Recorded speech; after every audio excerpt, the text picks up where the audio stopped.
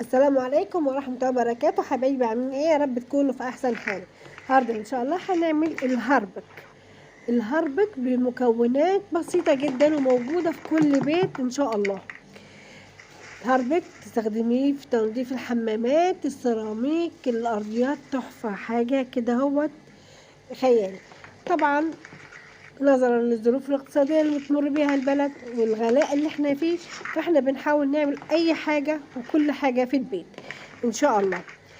عشان نعمل الهربك هنسمي الله ونصلي على رسول الله، اللهم صل وسلم وبارك على سيدنا محمد وعلى اله وصحبه اجمعين.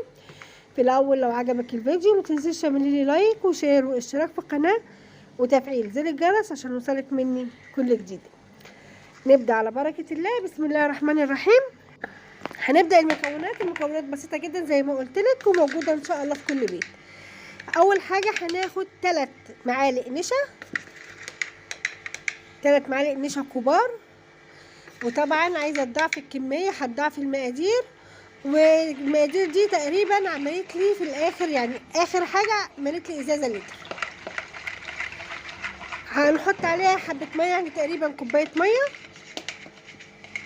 ونقلب بالشكل ده كده اهوت عشان ندوب النشا في الميه قبل ما نحط عليه البوتاص. ندوب النشا كويس في الميه.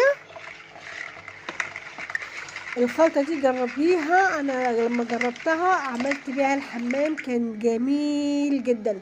على فكرة ممكن الخلطة دي كمان تحطيها في الغسالة في الغسيل الابيض، لو عندك غسيل ابيض بس هتحطيها. طبعا احنا عارفين الحاجات اللي زي الرابسو، عفوا اللي هو اي مسحوق بيبقى فيه حبوبات زرقاء كدهوت، ده عامل زي الحبوبات الزرقاء، بيخلي الميه مزرقه كده شويه، بينضف لك الغسيل الابيض، بيخليهولك قشطه.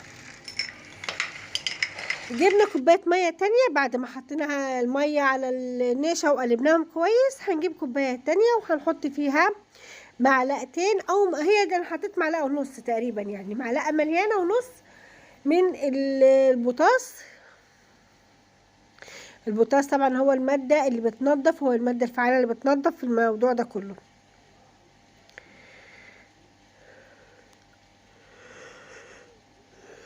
بصي لما اول ما نزلناه على النشا، بصي كأن النشا استوى. بصي النشا عمل ازاي. قلبيه بقى كويس وعشان يخش كله ببعضه.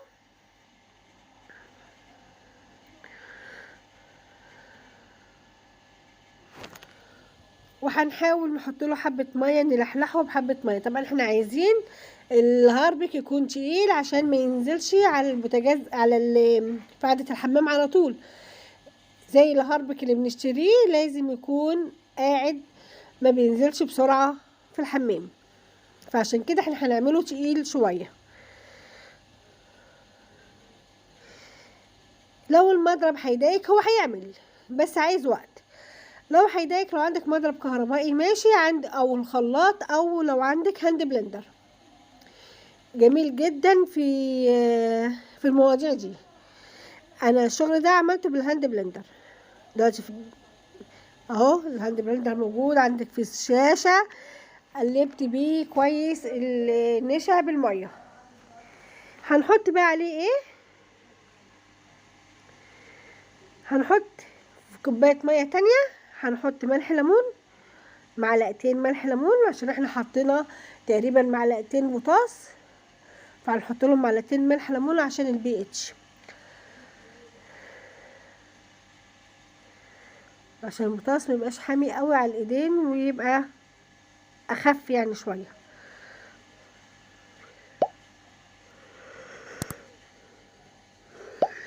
وكان عندي زي تقريبا معلقه كربوناتو حطيتها، بس نسيت ان هي بتفور فحطيت وانا مطمنه على الرخامه بس فارت. خلي بالك وانتي بتحطي. نزلتهم على على النشا، مسحوق النشا،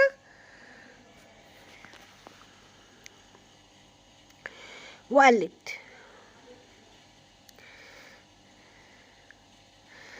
هنحط ايه تاني هنا بقى؟ في كوبايه من الصابون السائل، او كوبايه الا ربع من صابون السائل. ده الصابون اللي عاملاه زي صابون الشركات، اللي فيه سالفونيك وفي تايروز وفي ديكسابون. الفيديو ده موجود على القناة. ده الصابون بتاع الشركات، انا عاملاه شفاف عشان لما احطه على اي حاجة اخد اللون اللي انا عايزاه او احمل اللون اللي انا عايزاه. فانا حطيت، لو ما عندكيش طبعا من ده هتجيبي اي صابون سائل، بس يكون صابون سائل كويس، خامة كويسة من عند بتاع الصابون، وهتحطي منه كوباية. هنا ده معطر ليمون، اي نوع معطر عندك حطيه، اي نوع معطر عندك، معطر ملابس حطيه. وقلبت شويه. هنا بقى هنلون بايه؟ هناخد الزهره تدينا نفس اللون بتاع الهربك. حطيت معلقه وهحط معلقه تانية. ريحه الليمون اللي انا حطاها طالعه تحفه. انت ممكن تحطي اي ريحه، يعني عندك اي ريحه معطر ملابس عندك حطيها. تيجي سائل الحمام تخلي لك الحمام كده ريحته في حته تانية خالص.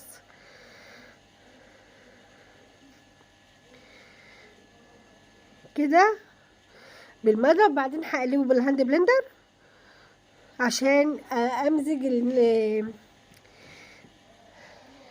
الزهره مع الصابون كويس. كده ضربته بالهاند بلندر. بصي هعمل ازاي كده بقى، هوريكي يعني قوامه ازاي، ما بينزلش بسرعه من لو حطيتيه على الحمام. بصي القوام بتاعه عامل ازاي. بصي لما هنعمله على طرف الطبق اللي موجود، بصي ما بينزلش بسرعه. بصي قاعد على طرف الطبق. فهو ان شاء الله لما تعملي على الحمام هيبقى برضو بالتقل ده ومش هينزل بسرعه. بصي